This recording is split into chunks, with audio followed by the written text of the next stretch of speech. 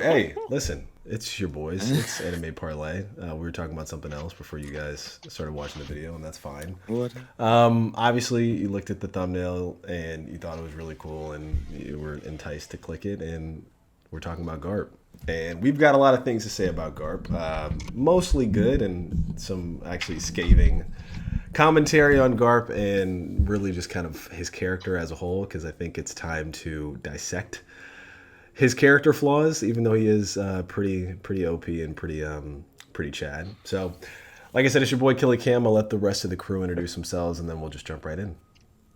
Hilarious. What up, y'all? Peace and blessings. It's your boy, Mr. Walden Free. Yo, what's up? It's Moogie Mike. I love Garp. Batch catch him. Let's get into it. The tiny paw Nice. is taking me out. Nah, it's all good. We'll edit that out. Not really. No, I love the tiny paw. Leave the tiny leave paw. it in. Hey, you guys don't like my tiny paw? No, it's not you. It's Bash Ketchum. But it's okay. Oh, that's hilarious. He'll get with What the did I pro. He'll get with the program. All right. Anyway, so yeah, we're talking Garp. Okay, so you've read the title, and the title as it is right now, and I don't think it will change, but it is Garp is a steaming pile of shit. And you're probably wondering, no, Garp is dope. What the heck are you talking about? Garp is Luffy's grandfather. He's Dragon's father. He, is this kind of like, man of integrity, obviously super epic, strong, the hero of the Marines, doesn't really care for the Celestial Dragons. He willingly held himself back in terms of promotions because he wanted to be free in his own ways while, obviously working for the Marines in his own sense of justice. His feats are incredible. He's got no devil fruit. What are you talking about? How is he a steaming pile of shit? Well, we will explain.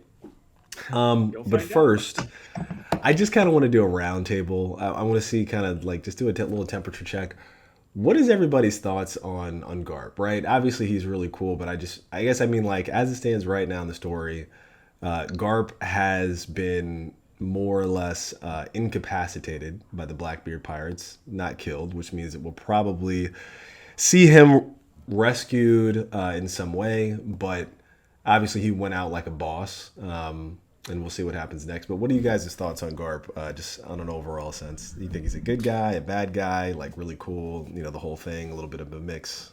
Anybody can go first. Yeah, I didn't write the title. I did not write the title to today's episode. I rock with Garp. I think Garp is amazing, but I also kind of get the title. Like it's not necessarily. He's one of those characters where you gotta love him. He's like the old head. He has like this grandfatherly, fatherly kind of disposition, and also it's like, man, why you gotta stunt my shine? You know what I'm saying? Like I'm trying to be the pirate king. Why can't you just be happy for me?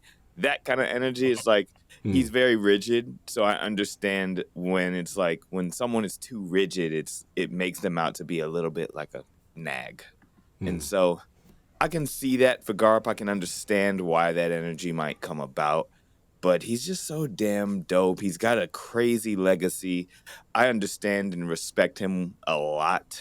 And so that's where I sit with it. He doesn't always have the right opinions. I really disliked Garp when he did not protect Ace. Like, he could have just, that could have been the moment. More on that. He showed up as, like, Sword. But, hey. All right, who's next?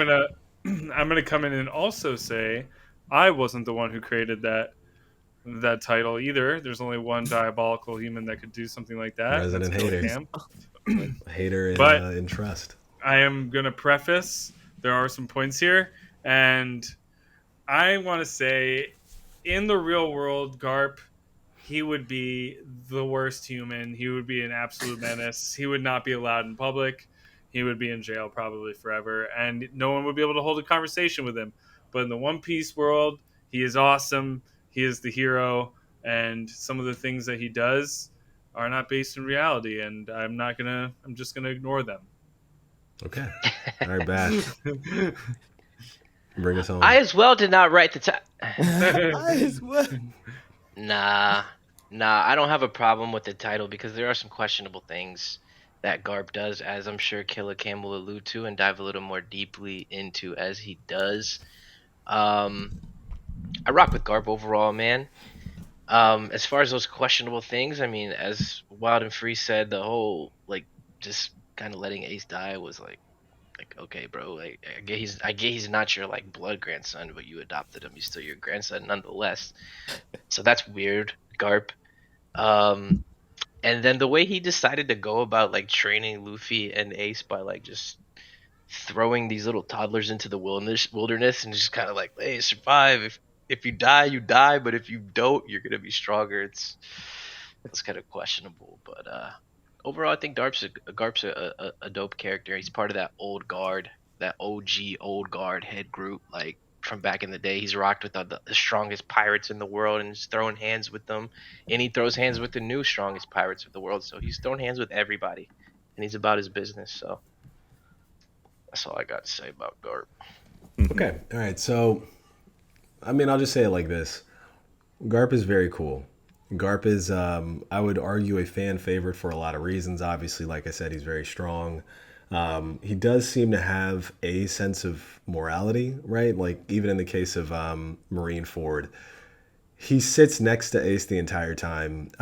He visited Ace before then in Impel Down and, like, cried at his feet, right? To let him know, like, he was disappointed not just in Ace, but in the outcome of what will soon happen as a result of Ace's choices. But even being disappointed as, you know, a grandfather, he still chose to be with Ace even up to the point of him being killed and executed, sitting on the platform the entire time, just to make sure that obviously Ace really wasn't messed with and that the process was carried out in a dignified way and whatever you want to call it. And obviously he was internally conflicted about that.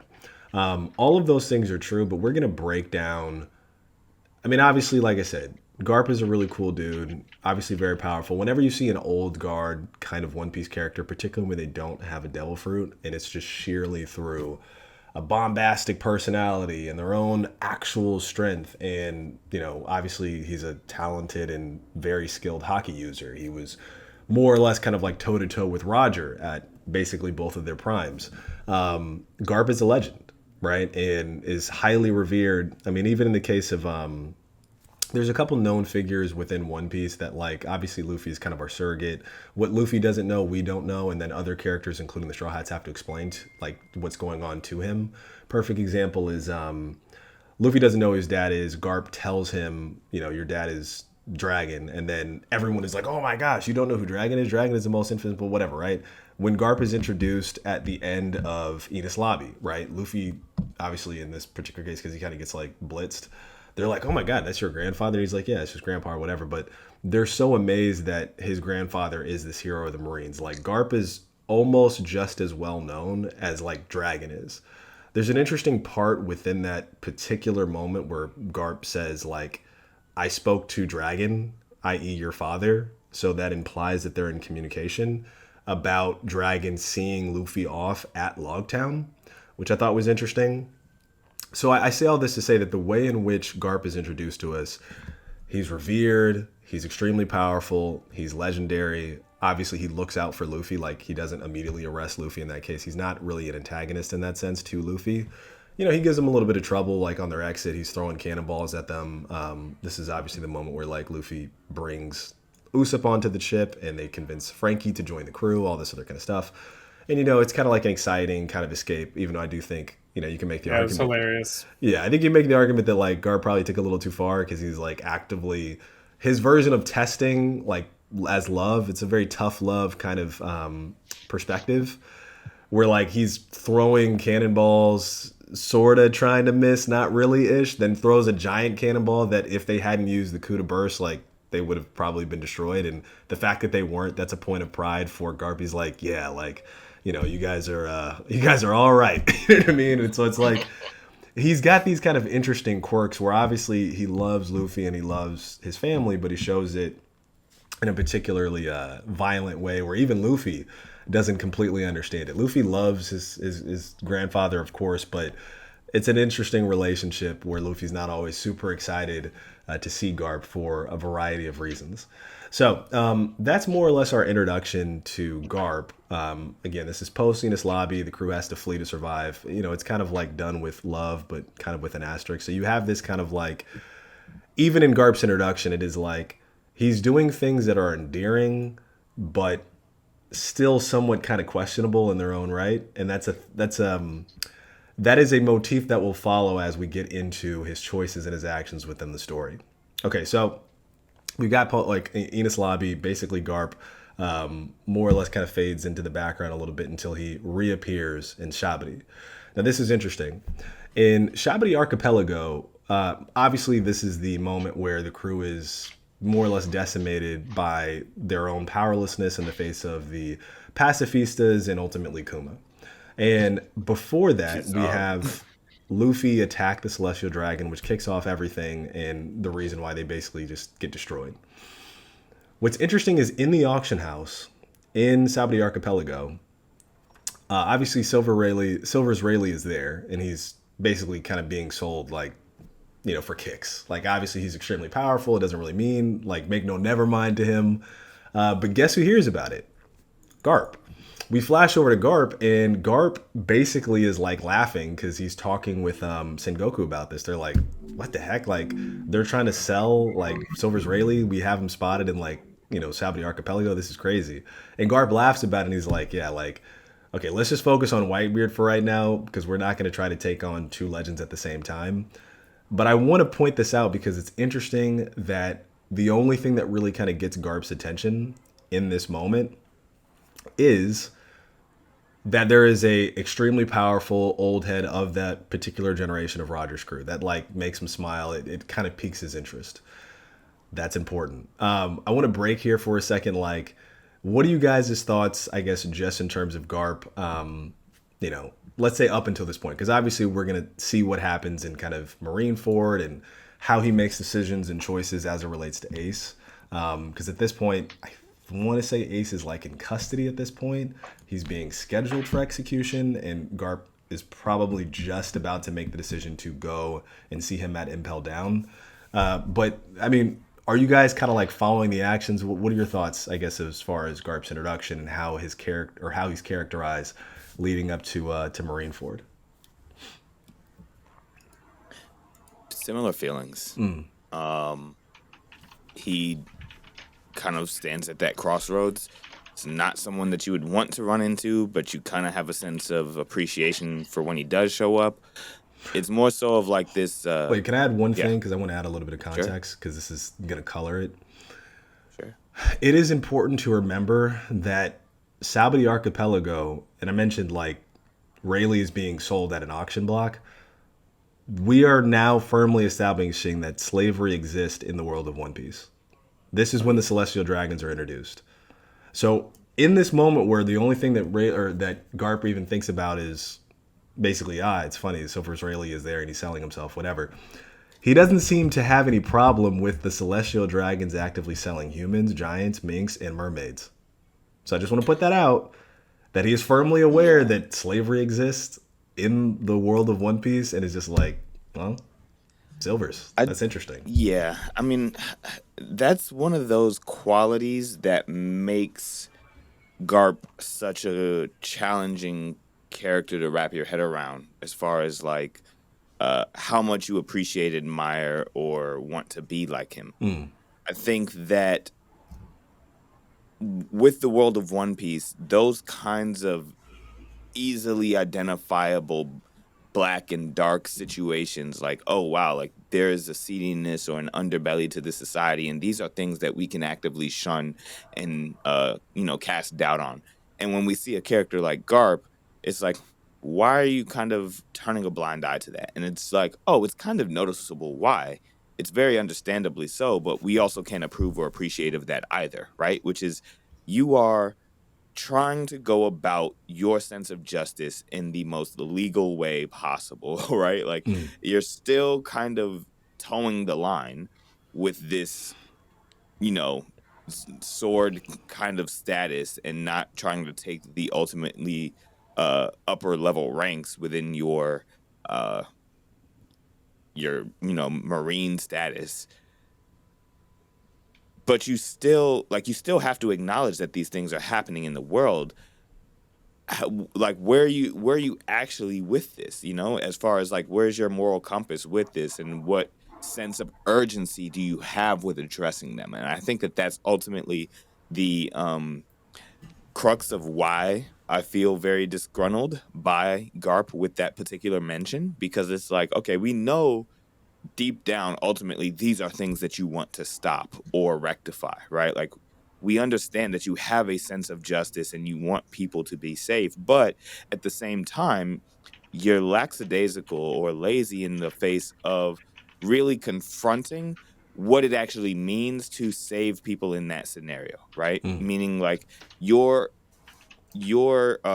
structured sense of justice or taking that right path matters more than the actual justice or the liberation that would need to occur in order for you to really be in alignment with the morality you say you have. I feel that. Anybody else? Yeah, so I'm gonna go off and play off of that. That's kind of what I was thinking when it comes to the slavery. Garp, he really respects being in the Navy. It's a really big part of his identity. And he also, there's a lot of bad stuff going on in the One Piece world outside of slavery that he can more directly bash his, family of Monkey D. Garp head into things with his strength. He's not on the political side working against the government. Like, there are pirates out there pillaging, killing, doing all this I'm gonna have stuff, to bleep and that out, like, by the way. what? You know what?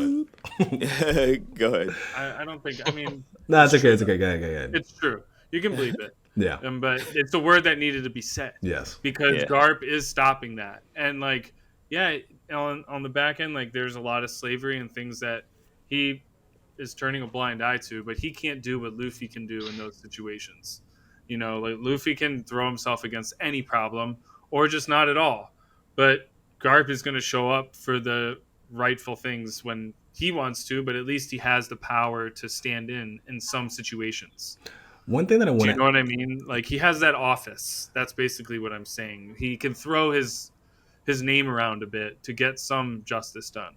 One thing that I want to add is, like, and this is like an interesting complexity of Garp's character, which is Garp refuses to take any promotion higher because he could have easily been admiral. He could have easily, and this without a double fruit, could have easily been admiral, could have easily been fleet admiral, basically just off of the strength of his name and his feats, right? But chooses not to, specifically because, and Sengoku says this, and I'll flash the image up where he's talking to a lot of the kind of lower ranking officers about Garp and kind of the incident at God Valley and everything like that. And basically, Sengoku says, like, Garp could have been, like, basically my position, but he chose not to because he doesn't want to take orders directly from more or less the Gorosei as well as the Celestial Dragons, right?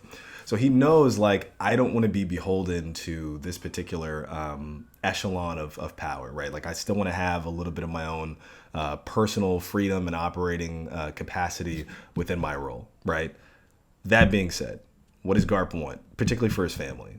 He wanted it from Ace, he wanted it from Luffy, he wanted it from Dragon, which is he wanted to make them Marines, right? And this is interesting because two things. One, in the conversation that Garp has with Ace in Impel Down, Ace says something extremely poignant, which is, I understand that you want us to become Marines, but my dad is Roger. Luffy's dad is Dragon. There's no way that me or Luffy could have been the Marines that you wanted us to be because of our names. So that's one. Two, Garp made Dragon a Marine. Dragon used to be in the Marines. It's important to remember that.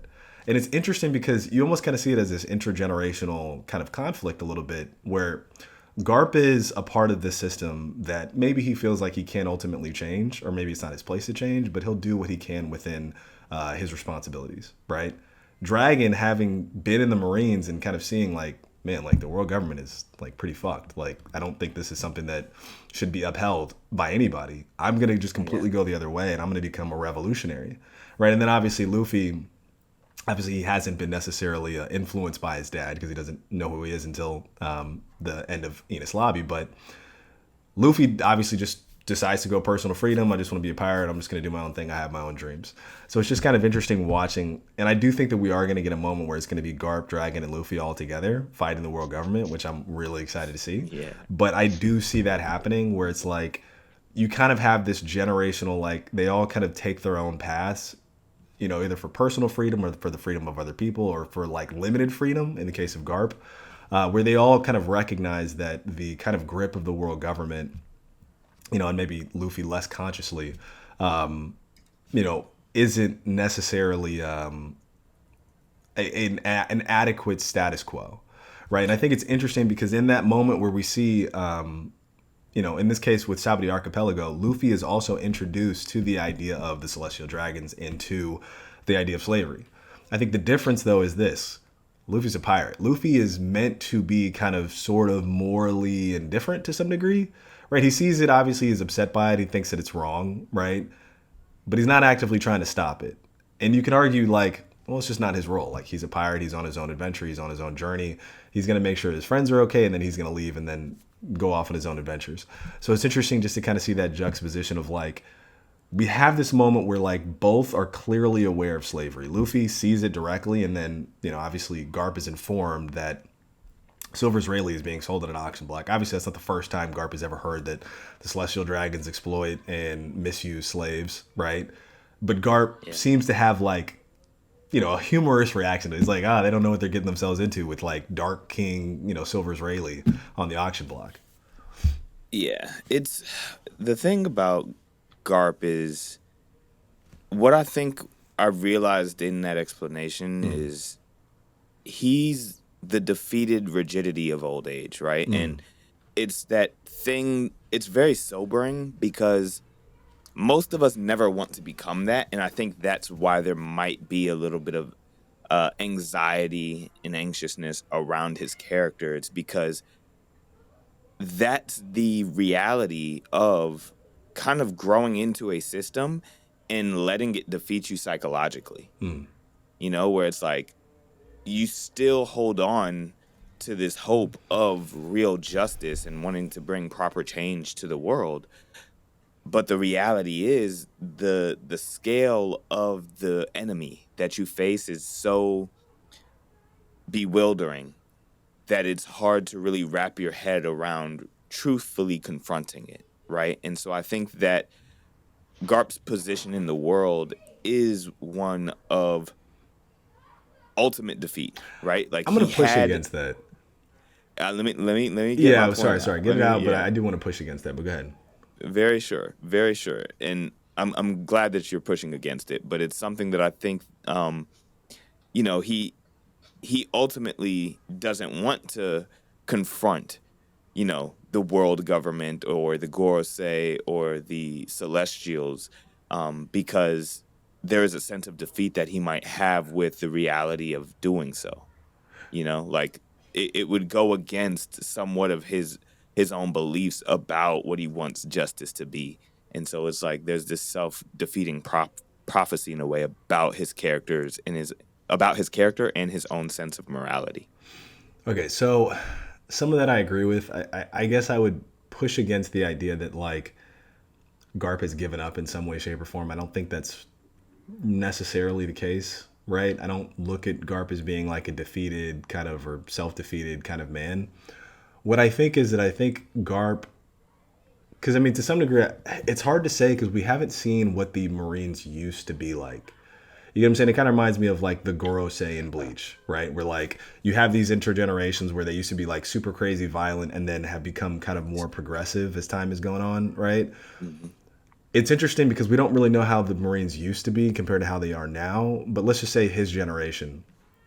We can make the argument that like piracy, let's say, has always been a problem, but you had some pretty strong people there. Like, let's just say the Rocks Pirates, where they just were super crazy strong and like actively just were trying to rule the world and crazy stuff like that, right? So like the idea of Garp being this kind of standard bearer of like, okay, it's you know, we live in a flawed system, but what we have for the average person that's not a pirate, that's just a normal person on an island or whatever, is just, right? It is better for like the current system is better for the average person if there is like Marines, if there is, you know, a sense of justice, a sense of protecting the innocent or whatever from piracy, from, you know, outlaws or whatever you want to call them within the world of One Piece, that these people need to be stopped and that these people need to be protected.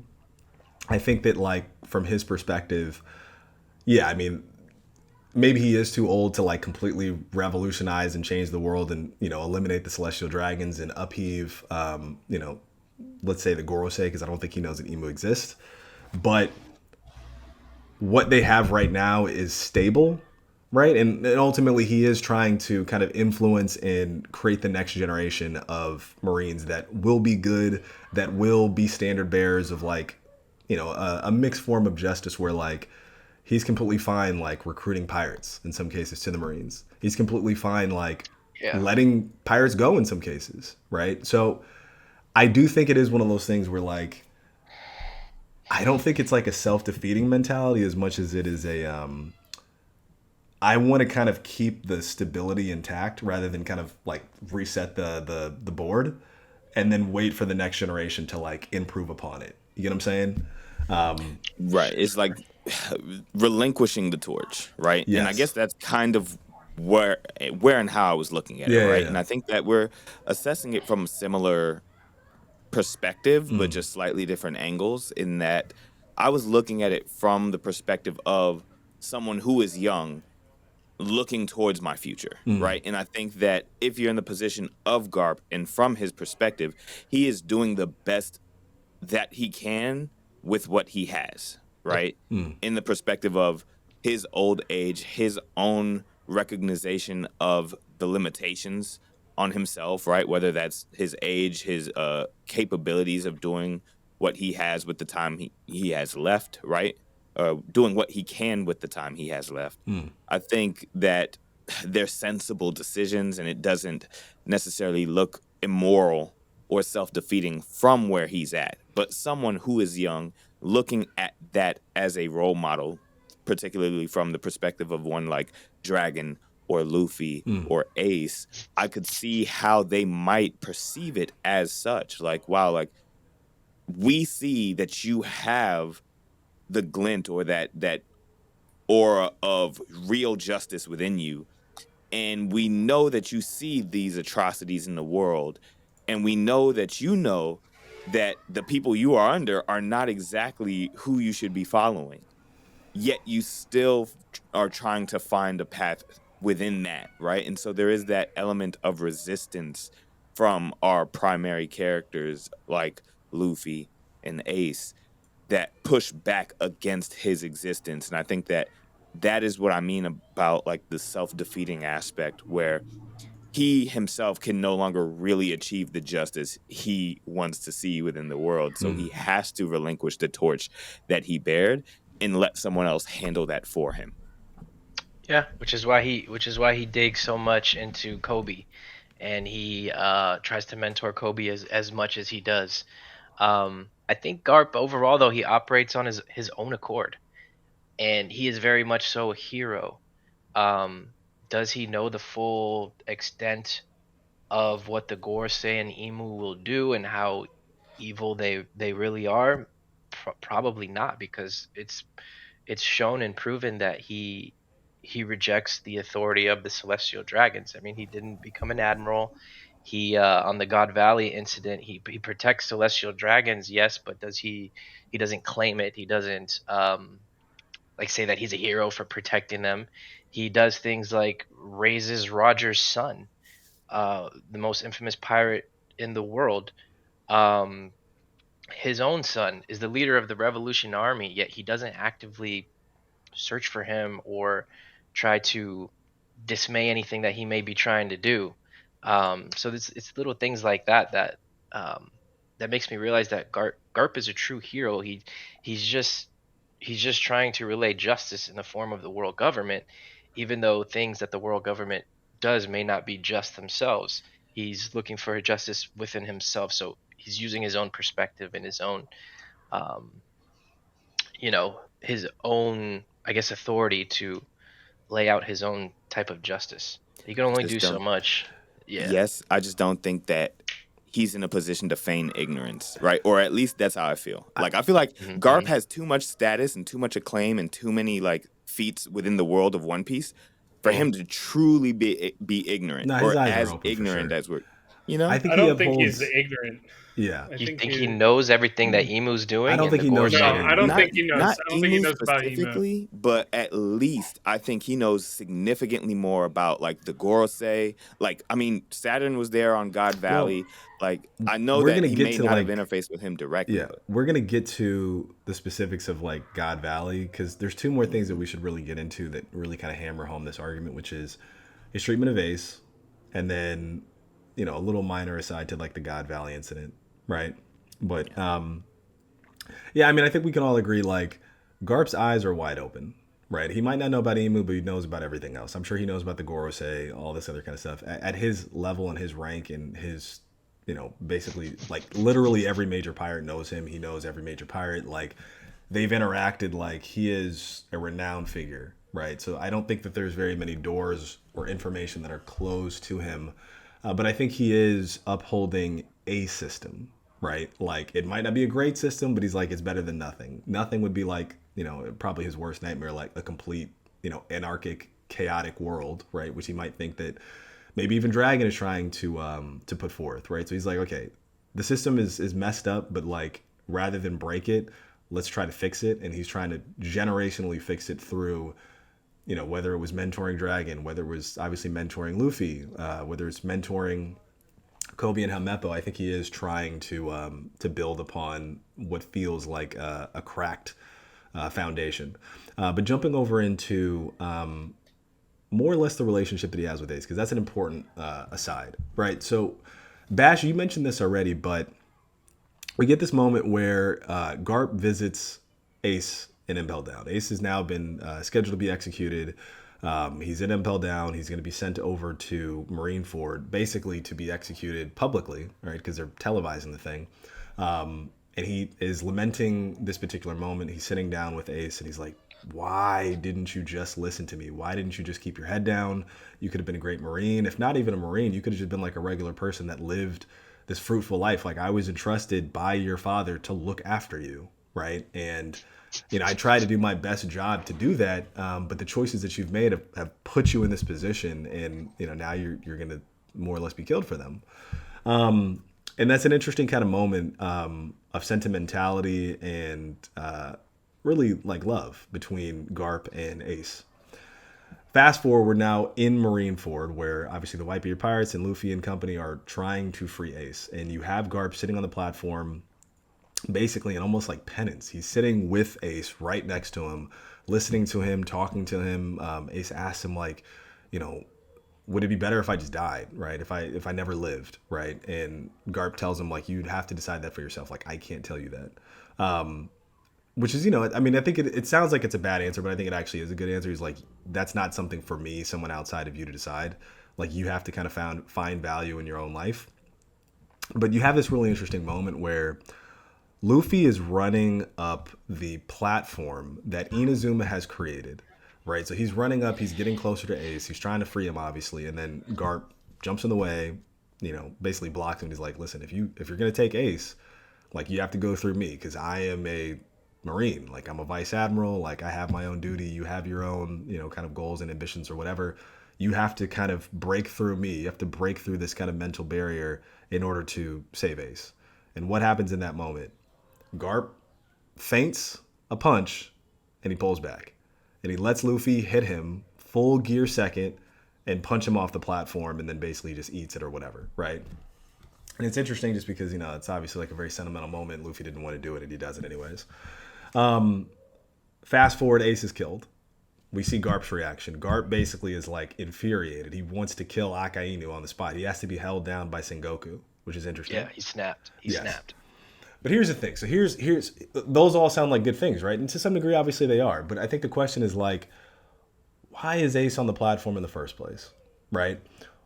Sure. Why? And I'm not necessarily blaming Ace, but I'm saying that like the reason why Ace was meant to be killed publicly, because Sengoku says this, it isn't because like Ace is this terror of the Whitebeard Pirates and is just, unleashing hell on Earth, literally with his fire powers, and just hurting and maiming people and all this other kind of stuff. As far as we know, Ace, like in his travels, like he goes to Wano, he meets Yamato, he meets, I think it's, was it Toki or whatever the little girl's Toki. name? Like, Yeah. he's just like a peaceful guy. He like meets up with Shanks. He like shakes his shakes his hand, all this other kind of stuff. Like, other than fighting Smoker like briefly and he ends up destroying a lot of crocodile ships in the Alabasta arc. He doesn't really do anything that's like destructive to the public or to civilization, right? So what are his crimes? His crimes are he is the son of Roger. He's set to be executed specifically, and Sengoku says this because Whitebeard was supposedly mentoring him to be the next Pirate King. That's the reason why he's going to be killed, literally because of his blood.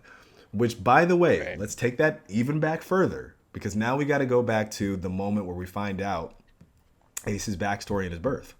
He was held in the womb by his mother, I think it's Port Gasti, like Rouge, for 20 months. And she holds him for 20 months. Why? Because the world government and the Marines are looking for any baby born on like literally this particular sea, this particular island, whatever, that could possibly be Roger's. For what purpose? To kill it. They're going to kill a child. They're going to kill a child. They're going to kill Port Castille Rouge, right? Like, she needed to be hidden. Like, this is the Marines actively trying to kill a child because they viewed Roger as like such an evil person that like his whole bloodline needed to be wiped out. And it's important to remember that because That's crazy. Ace never had a choice. Ace, and he says this, he's like, my dad is Roger. Like, even if I wanted to become like a Marine, like, if I was found to be a threat anyway by the world government, like, I would be just immediately executed just because of who my dad is, because of my blood. Like, I never had a fighting chance in this world, like, to some degree. I mean, maybe if he kept his head down as like a regular person, changed his name, whatever, maybe he could have. But the point being is like, he was always marked for death from birth, like pre-birth to some degree.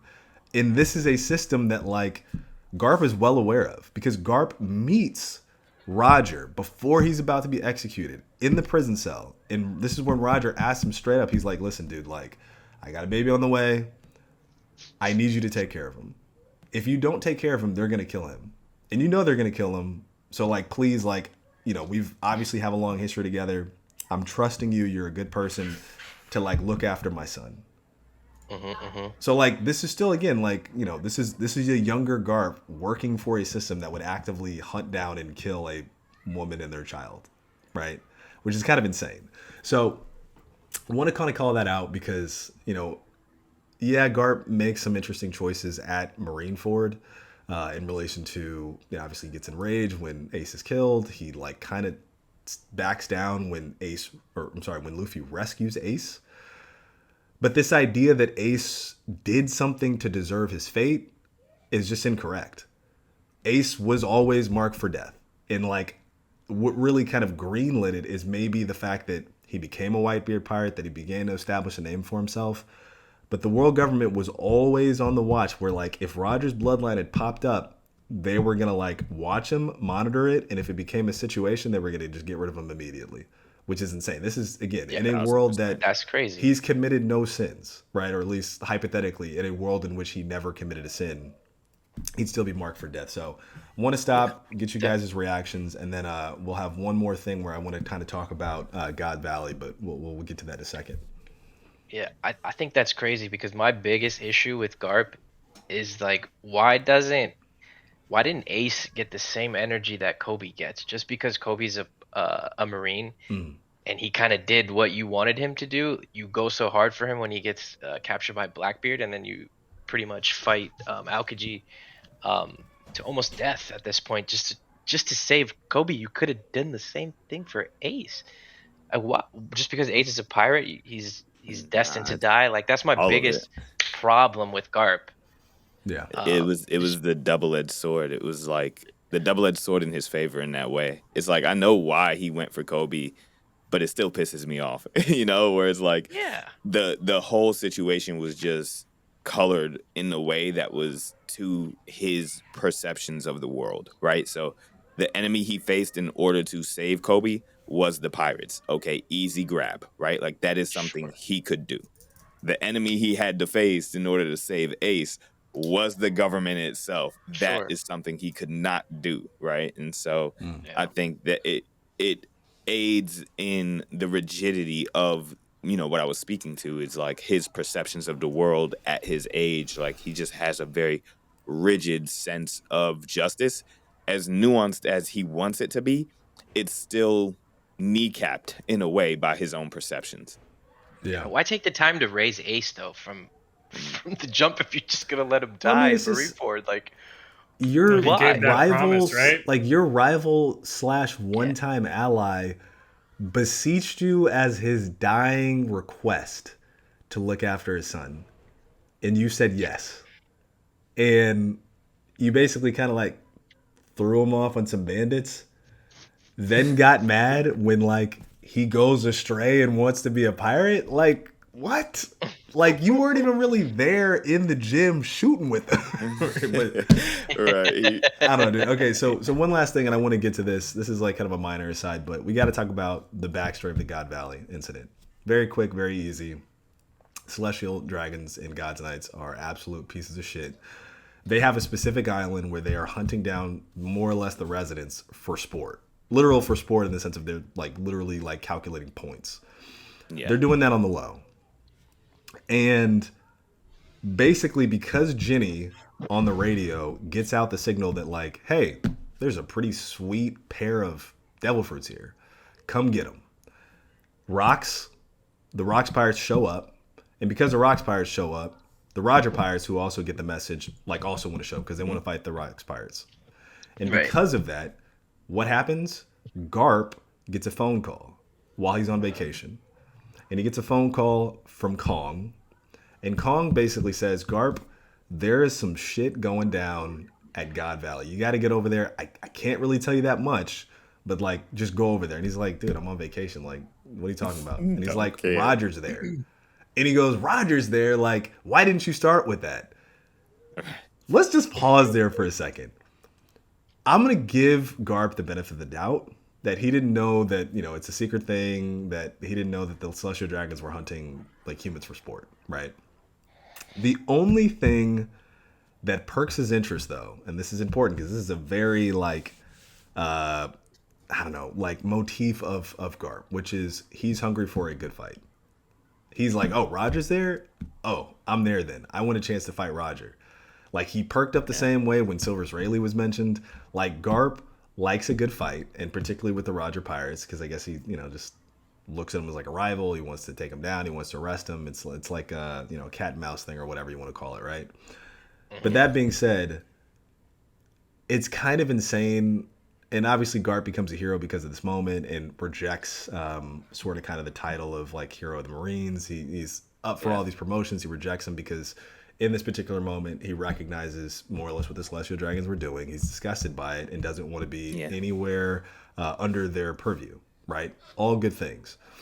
But like I said, it's just one of those kind of minor asides that kind of elucidates what Garp's focus, generally speaking, has kind of always been, which is like an interesting fight, a good challenge. Right.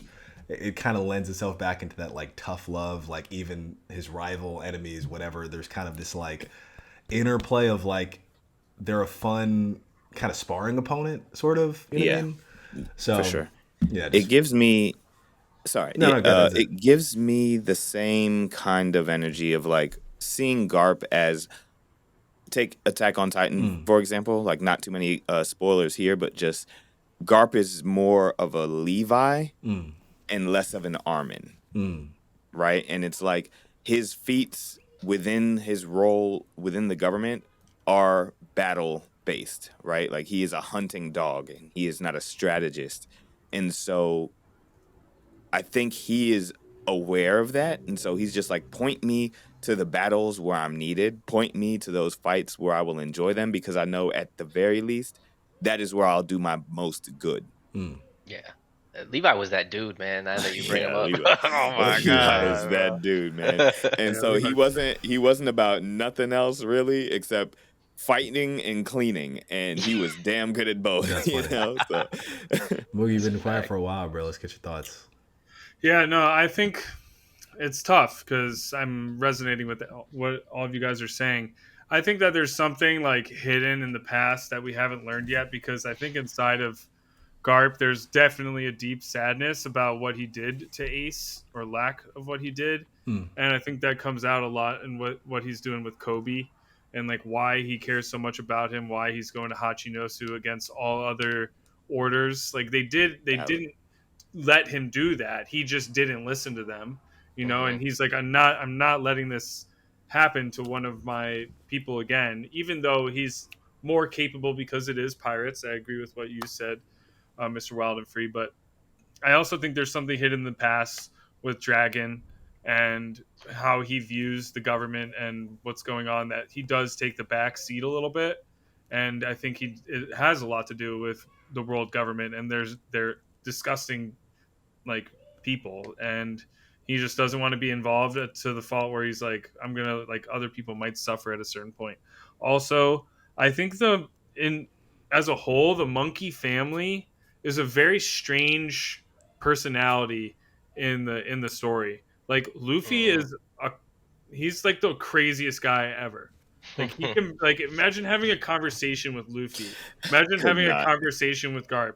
You'd be like, "Hey man, you want to go get a soda?" They'd be like, "I got meat," and then just like bounce off into like the distance, and like Garp would be like, "Ah, ha, ha, ha," and like fall asleep standing up. Like Yeah. they're insane. And Would like love to drink with those guys. I would love to also. Right. Yeah, you'd be in a fight. You'd just be fighting people. In a fight. And but like Dragon, I'm very excited to see what Dragon's going to be like, because he's super tactical. He's the complete opposite from what we're getting. Like we know Garp well, we know Luffy well. We're just have this like idea of what um, Dragon is, and he's the most tactical mind probably in the whole story, even though he doesn't do anything. But Yet. yeah, He That we aura see. farms. Listen, he he just is aura- aura farming, and he is just like raising his rank. Yeah. And by the time He he's is Yeah, Piccolo.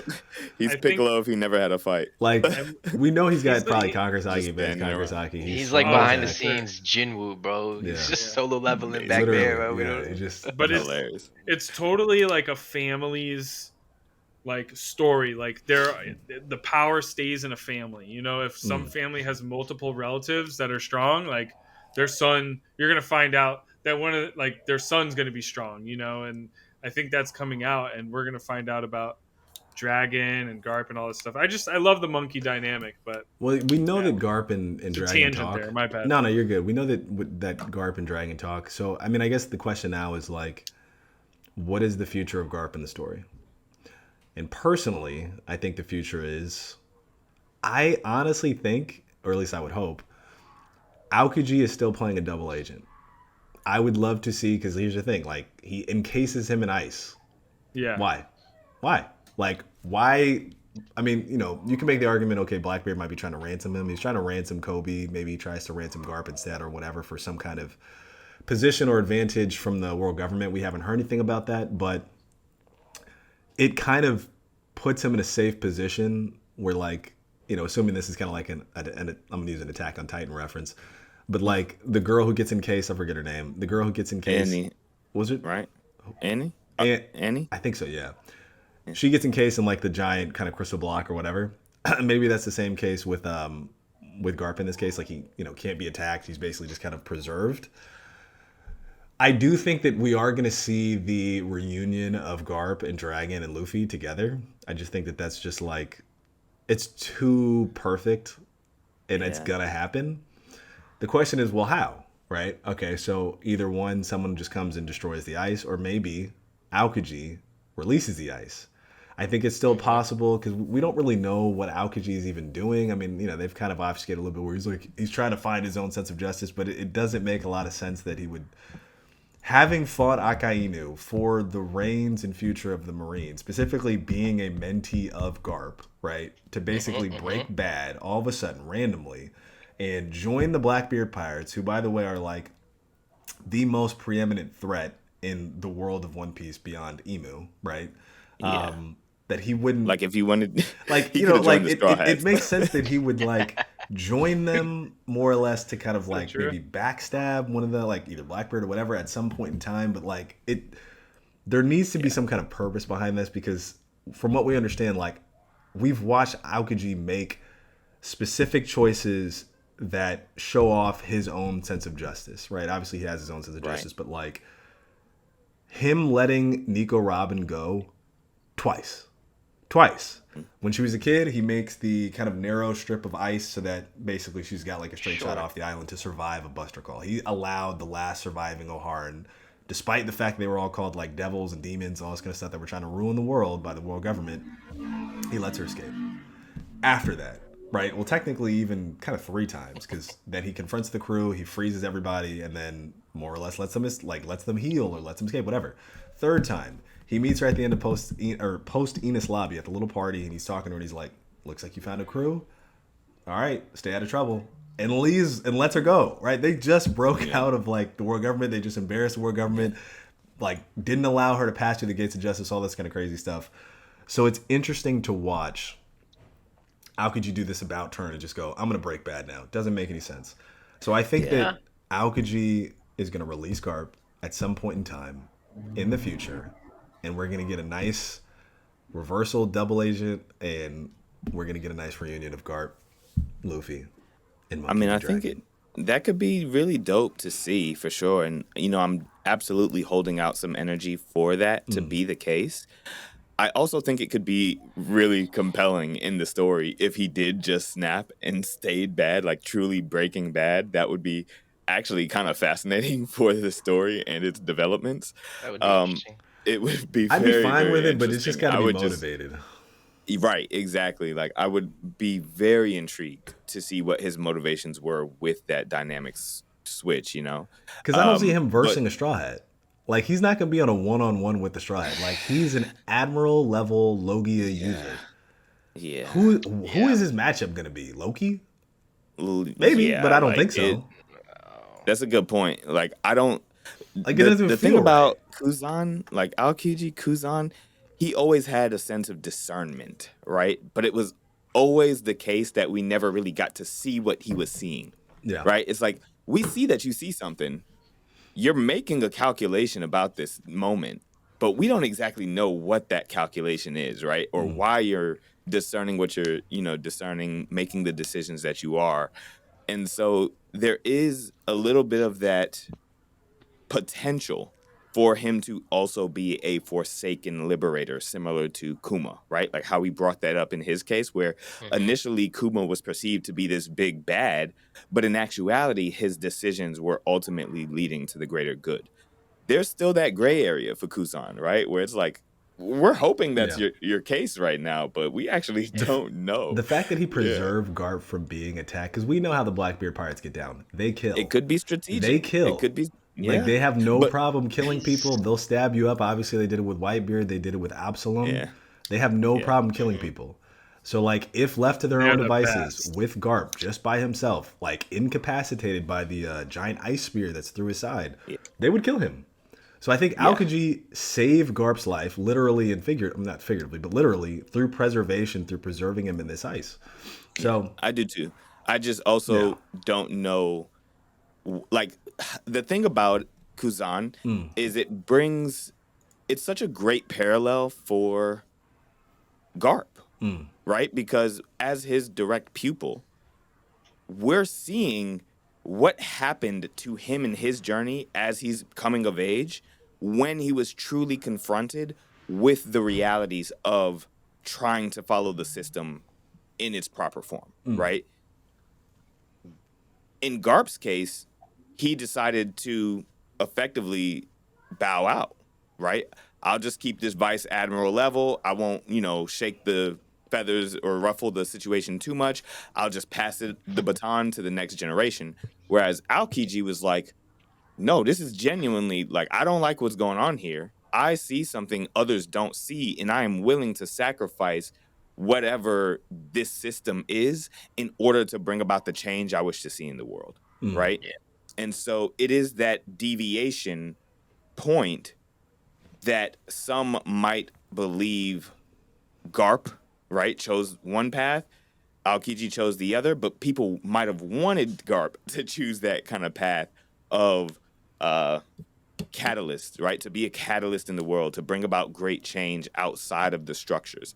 And so with Kuzan doing that, I think that it could be a really great opportunity to see some kind of alternative pathway to a solution that is tangential or separate from the current powers that be, at play, right? So your world government, Luffy, the Revolutionary Army, and Blackbeard, right? Ultimately, I feel like those are the most quintessential players on the board right now. I mean, obviously Emu in that regard, but that's the status quo, right? I think each one of them has their own perspective on the outcomes of this situation. And I think that Kuzan's will just be inherently different than all of those other players. We just don't know what it looks like. Yeah, and I agree. And to your point, I mean, I see what you say when you're like, yeah, we wanted Garp to be that guy that kind of breaks off of the world government, restraints basically, and just go and take that other route. But we're getting that through his mentee, Kuzan, Right. who's actually doing that, because Garp's got this kind of like, he's this old head, like loyal to the world government type thing, and Kuzan's part of that new generation. He's willing to break the chains and kind of do something different. So I think that's pretty dope. We do need to do like a deep dive on him. We just don't have much information around him. Like, we don't really get many backstories from him. But I think he's a super cool, interesting character. I love his devil fruit. But yeah, Oda does really like to play that double agent thing, to Killer Cam's point. So looks like he's kind of teeing it up for that. But if he were to stay bad and just like start killing people, that would be crazy. That would be insane. But I am hopeful. I also want him to free Garp, and I think that he did preserve him with intention. I just don't know what those intentions are, whether they're actually good or not. I think there's something cooking with all of the admirals a little bit. Like we got what's his name in Egghead saved Luffy. Like, that's straight up exactly something Kuzan would do. Yeah. All right, that's true. Obviously, we could talk about this for a while. We probably will when this recording ends. But it has been an interesting conversation. I still think Garp is obviously a complicated character, but we'll see. I think the future is going to be very interesting because we are going to get an interesting moment, I think, with the Monkey D family. It is your boy, Killer Cam. Let the rest of the crew give their little sign-offs, and we'll see you next time. Peace and blessings, y'all. Mr. Wild and Free, another 1.5, and, just about. 1.5? Yeah. It's good, yo. It's Moogie Mike. Later. Moogie Mike, open a pack for us. Smash catch him. We out. I wish I could. Hey. Okay. Shame. All right. It's been Anime Parley. Like, comment, subscribe, all that jazz, and we'll see you next time. All right. Peace. Well. Later.